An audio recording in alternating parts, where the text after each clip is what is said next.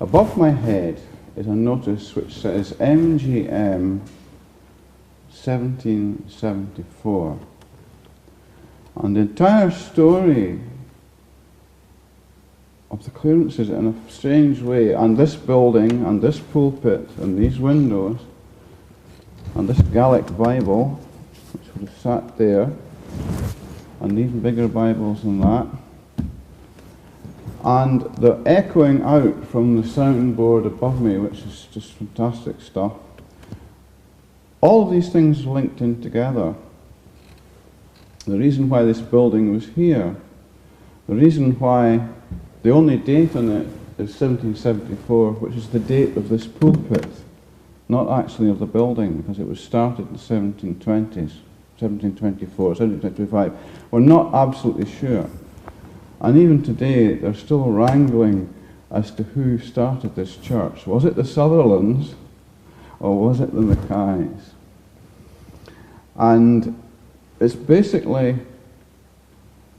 a post-Reformation church where the whole building centres on the book, on the words in the book. And right until the 1920s and 30s, these words were in Gaelic, and it was a Gaelic Bible.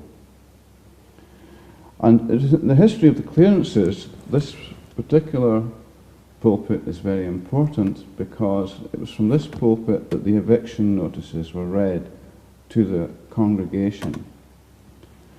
And the person who read the notices was a minister, David Mackenzie, in fact he was called, who all of those ministers were appointed by the landowner,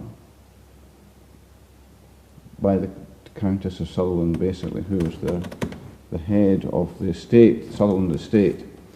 And in later years, we had the breakaway with the Free Church, and that was all over the issue of appointing the minister by some earthly power, by the landowners.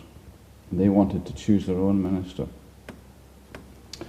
The actual issue with the windows and the building is that when this was set up as a museum, they took off the boarding that was there, and they found that originally this building had 8 windows. They were in 2 rows, square windows, and at the time when the pulpit was set up, they enlarged them so that the figure of the minister has the light of heaven, if you like, shining in on each side. And this would have been in 1774. And one of the ironies is that in the Sutherland records, they describe how Lord Strathnaver put a lot of money into this very large church in Betty Hill. And they say, oh, well, that's because he built this church. Well, no, he didn't. But he enlarged it in 1774. And the tradition that the founding trustees of the museum had, and they knew it from the local community, the story was that this pulpit, the money was raised by the congregation for the minister.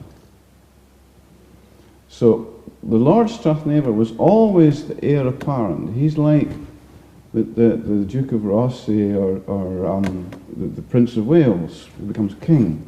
So if you're Lord Strathnaver, you then become the Earl of Sutherland. And latterly, of course, it was a dukedom for 5 dukes. So this particular Lord Strathnaver must have been the father of the Countess, who features in the clearances. And the irony is that when he was young, he was very enthusiastic. There's wonderful portraits of him. He's a very handsome man. His wife's very beautiful. And in Dunrobin, he must have actually been trying to do something for this part of his realm. And these windows and all the rest of the design of the building must have come from him. And because he died very young, he died of typhoid in Bath, the Countess was left as an orphan child, really, at age 15 months old. And so this particular pulpit, the circumstances of them raising the money for the minister, for a well-beloved minister also. MGM is Maester George Munro. And the Munros have always lived up here amongst the Mackays and always been well-educated people as well. And Rob Down wrote about him, and he said, well, in one of his Gaelic epigrams, which I won't even attempt to say, but in English, you did what the others did never do, which was you did your best. And that's translated out of Gaelic.